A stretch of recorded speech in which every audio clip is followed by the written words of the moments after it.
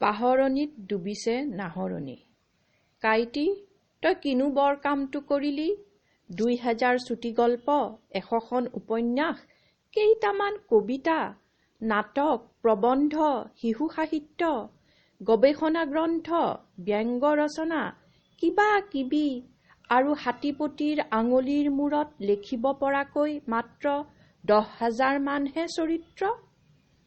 মানুহবোৰক হহুৱালি, কন্দুৱালি, ভাল পালি, সিহঁতৰ হৈ মাতিলি, সতৰু আৰ্জিলি, গালি খালি, মনত নাৰাখিলি একো ভাব। তই কিনো বৰ কামটো কৰিলি? বৰুৱা বামুণ গাঁও নামৰ গাঁও এখনত হেনো এটা চেনিকল আছিল। কুঁহিয়াৰ পেৰি চেনি উলিয়াইছিল। ওচৰৰে নাহৰণি গাঁওখনত হেনো মালিক নামৰ এজন মানুহ আছিল। জীৱন পেৰি ৰস উলিয়াইছিল।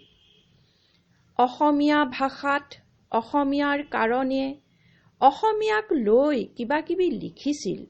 স্কুলীয়া ল'ৰাৰ কিতাপত ক'ৰবাত এই কথাবোৰ লিখা আছেনে নাই নাজানো। আমাৰ হলে মনত নাই। তই কিনো বৰ কামটো কৰিলি? অসমীয়া ভাষা মোৰ, কথা মোৰ, গীত মোৰ বুলি কেৱল টেটু ফালি চিঞৰিলি।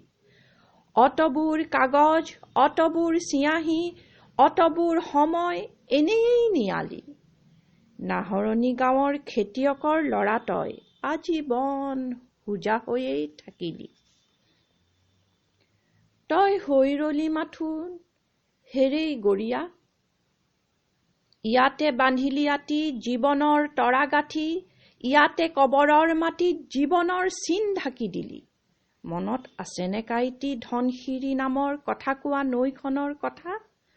তই যে কৈছিলি কথাবোৰ বিৰিণাৰ পাতত বহুত দিনলৈ লাগি ৰয় বুলি, আৰু কৈছিলি পুৰণি কথাবোৰ কেনেকৈ বিৰিণা পাতৰ পৰা বতাহজাকে ক'ৰবালৈ লৈ যায়।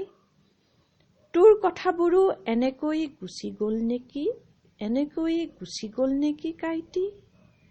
অসমীয়াই তোক মনত ৰখা নাই, নাৰাখে কেতিয়াও। যিটো জাতিয়ে গুৰুজনাক পাহৰি বিজতৰীয়া বেপাৰীক আদৰিব পাৰে, কাইটি তই কোন কুটা? তোকো পাহৰিব পাৰে। তোৰ মোৰ নাতিয়ে কব, কোন তেওঁ? নাম শুনা নাই। চাওঁচোন গুগলত, কি জানিবা বিচাৰি পাওঁ। The scrolls of creative history are black with ink stains of signatures of thousands, millions. Signatures of countless unreadable names, some scribbled with tears, some sold with infamy, while others signed with a sigh.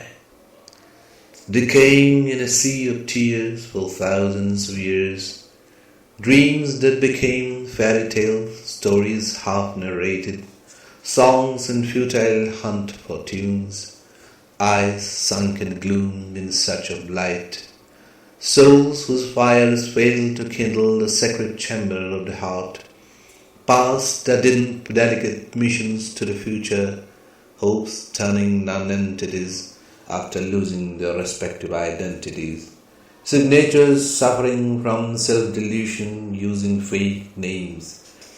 Let those remain buried under the dust on tattered pages of ancient scrolls. Let them suffer in silence the torment of the time. Basking in the bright sunshine of a new age, here I sign a new signature on the water of the sea of eternity.